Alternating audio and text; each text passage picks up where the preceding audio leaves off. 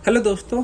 तो आज मैं आपको एक टेस्टिंग लैंप बनाना सिखाऊंगा कि आप घर पे एक टेस्टिंग लैंप कैसे बना सकते हो। और ओवरऑल ये मैंने तार खरीदा है 10 रुपये का, मुझे 1 मीटर तार पड़ा है। ये होल्डर 15 रुपये का पड़ा है, ये 10 रुपये का और ये 10 रुपये का। तो 10, 20, 30, 45 रुपये में आपका एक सीरीज लैंप तैयार हो जाएगा, जिससे कि आप चीज़ों की टेस्टिंग कर पाओगे। तो सबसे पहले क्या करना है, जो तार लिया मैंने कॉपर का लिया, आपको 5 मीटर भी तार मिल जाएगा। मुझे इस वायर को इसके साथ कनेक्ट करना है। तो मैंने इस वायर को सबसे पहले क्या करना है, इसका इंसुलेशन रिमूव कर लेना है विद द हेल्प ऑफ। आप वायर कटर का यूज कर सकते हो। अगर आपके पास प्लास नहीं है तो आप लाइटर का यूज करके वायर के इंसुलेशन को गर्म करके भी आप रिमूव कर सकते हो। तो मैंने इसे खोल लिया है और इसे ऊपर करके मैं इसके अंदर वायर लगा देता हूँ।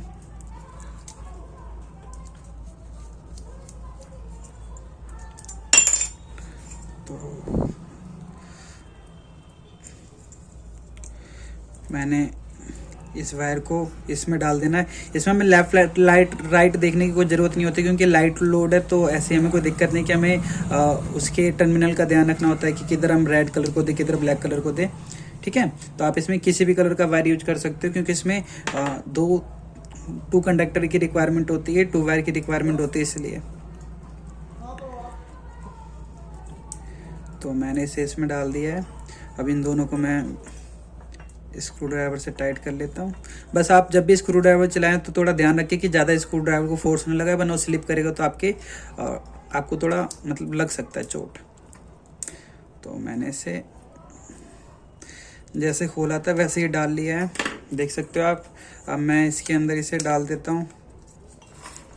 आप तार को कैसे भी निकाल सकते हो, मुझे तो बस एक टेस्टिंग करके दिखाना है आपको। मैंने इसे तार को डाल लिया और इसके ऊपर ऐसे कवर डाल रहा हूँ मैं। तो इस तार को पहले हमें इधर सेट करके फिर हमें इधर बैठाना पड़ेगा, हमें इसमें डालना पड़ेगा। हमने इसमें डाल दिया, फिर इसके पेज को कसना पड़ेगा। जैसे ही मैंने इसमें इसे कस दिया तो अपना ये हो गया तैयार। ठीक है। अब मैं अगर इसे इलेक्ट्रिक बोर्ड में लगाऊंगा तो यहाँ पे मेरा इलेक्ट्रिसिटी पहुँच जाएगा। ठीक है। अब मैं क्या करता हूँ, इसे भी रिमूव कर लेता हूँ, इसके इंसुलेशन को। और ये जो होल्डर है थोड़ी अच्छी क्वालिटी का लिया है, इसलिए 15 रुपये का पड़ा, अदरवाइज इसे 10 रुपये का भी मिल जाएगा आपको मार्केट में। तो मैंने इसे होल्ड कर लिया है। इसमें से वायर पास कर लूँगा।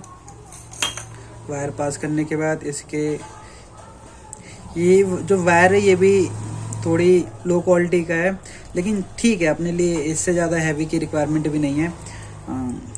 तो अगर आपको नहीं पता कि वायर को कैसे पहचाना जाता है तो आप मेरी अदर वीडियो भी देख सकते हो, आपको वहाँ भी मिल जाएगा। इसमें भी लेफ्ट राइट का कोई इशू नहीं होता, तो आप किसी को भी किसी में भी डाल सकते हो। तो ये एक अच्छी बात है कि आपको मतलब लेफ्ट राइट का जो सीक्वेंस होता है उनको फॉलो करने की कोई ज़रूरत नहीं होती है।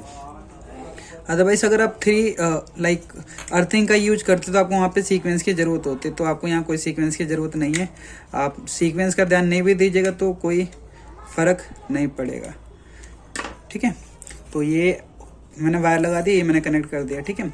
तो अब मैं इसे क्या करूँगा, इसे मैंने कस लिया है, जितना टाइट हो उतना कर लेंगे। ठीक है। ये बिल्कुल टाइट सा हो गया है। मैंने इसमें बल्ब लगाना है। अब मुझे क्या करना है, एक इलेक्ट्रिक बोर्ड लेना है। मैंने एक इलेक्ट्रिक बोर्ड ले लिया जिसके अंदर ऑलरेडी 220 सप्लाई आ रहा है। मुझे इसे लगा के टेस्टिंग करना है। तो ये बल्ब ग्लो कर रहा है। ठीक है। मतलब हमारा जो सर्किट है वो सही काम कर रहा है। ठीक है। अब मुझे क्या करना है, इसमें से एक वायर एनीवन, इसमें 2 वायर हैं, देखिए एक रेड एक ब्लैक है। ठीक है। मुझे एनीवन वायर को इसको पहले थोड़ा खोल लेना है, क्योंकि वायर आपस में बाउंड सा है। तो मुझे इसे खोलने के बाद इसमें से एनीवन वायर को काट लेना है, एक को, दोनों को नहीं, मुझे एक को काट लेना है। फॉर एग्जांपल मैं मान लेता हूँ, मैं ब्लैक को काट लेता हूँ। ठीक है। रेड वैसे डेंजर का है तो मैं रेड को ही काट लेता हूँ, क्योंकि रेड से पता चलता है कि टेस्टिंग वायर है। मैंने इसे काट लिया है। ठीक है। मैंने इसे काट लिया है। दोनों को काटने के बाद मैं इंसुलेशन को रिमूव कर लूँगा। ठीक है।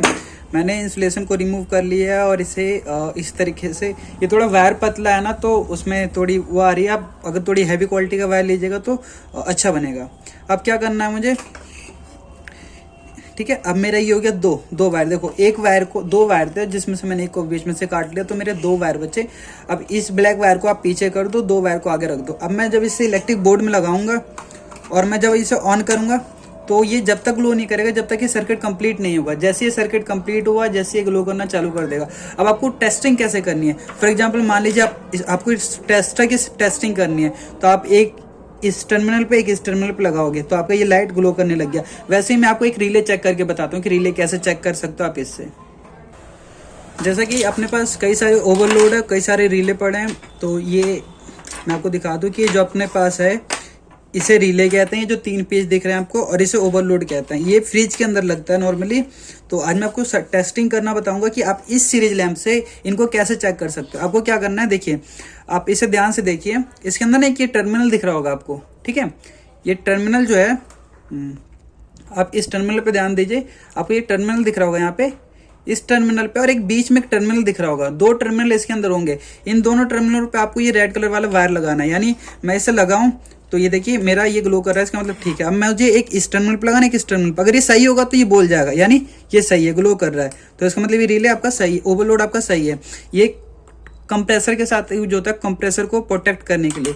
ऐसे ही मैं दूसरे को भी टेस्ट कर लेता हूँ, इससे आपका भी टेस्टिंग हो जाएगा। ये भी ठीक है। अगर आपका ओवरलोड खराब होगा तो आपका ओवरलोड ये लाइट ग्लो नहीं करेगी। ये देखिए इसमें क्या दिक्कत है, इसमें ये ग्लो नहीं कर रही, इसका मतलब ये हमारा ओवरलोड खराब हो चुका है। तो मैं इसे साइड कर देता हूँ और इसे भी चेक कर लेता हूँ। बस ये ध्यान रखिएगा, इन टर्मिनल के अंदर करंट आ रहा होता है तो आपको इसके अंदर वोल्टेज हो रहा होता है। करंट तो अभी जब तक सर्किट कंप्लीट नहीं हो करंट फ्लो नहीं करेगा, लेकिन इसके अंदर वोल्टेज जो पोटेंशियल डिफरेंस होता है वो होता है। तो आप इसे टच मत कीजिएगा अपने हाथों से, अगर अपने हाथों से टच कीजिएगा तो आपको करंट लग सकता है, ठीक है। देखिए ये इसमें से बोल रहा है, जो दूसरा टर्मिनल है उससे भी बोलना चाहिए। अगर उससे भी बोल रहा है तो इसका मतलब ये रिले सही है। देखिए क्या होता है, इसके अंदर पीछे एक बैकग्राउंड में एक टर्मिनल दे रखा है, आगे में 2 होल दे रखे हैं।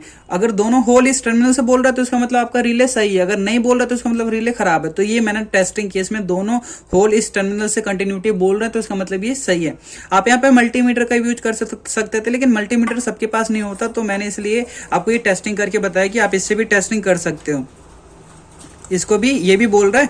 अब नेक्स्ट वाला ये, यानी ये भी आपका ठीक है, क्योंकि ये इसमें बैकग्राउंड में एक टर्मिनल था और पीछे में यहाँ पे भी आपके फ्रंट में 2 होल थे, इसमें भी कंटिन्यूटी बोल रहा है। ऐसे ही हम दूसरा चेक करते हैं, इसके अंदर 2 बैकग्राउंड में टर्मिनल है और 2 होल है, यानी ये इंटरचेंज में भी कंटिन्यूटी इनकी बोलनी चाहिए। अगर इंटरचेंज में भी कंटिन्यूटी बोल रही है तो इसका मतलब ठीक है, ये भी ठीक है।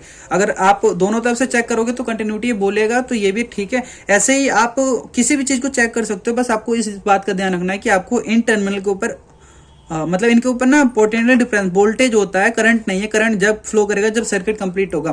तो अगर आप इसे टच करोगे तो इसके अंदर से करंट फ्लो करने लगे और आपको इलेक्ट्रिक झटका लाइक शॉर्ट लग सकता है। तो आप ऐसा मत कीजिएगा, बस इन चीज़ों से सावधान रहना आपको। आप इससे कोई भी छोटे छोटे अप्लायंसेस और डीसी सर्किट आप इससे चेक मत करना। अगर आप डीसी सर्किट चेक करोगे तो सर्किट हो सकता है कि बर्न हो जाए, उसमें से इसका करंट फ्लो करेगा तो हो सकता है वो जल जाए। तो आप डीसी सर्किट चेक नहीं कर सकते हो, अदरवाइज आप कोई भी नॉर्मल इलेक्ट्रिक सर्किट चेक कर सकते हो।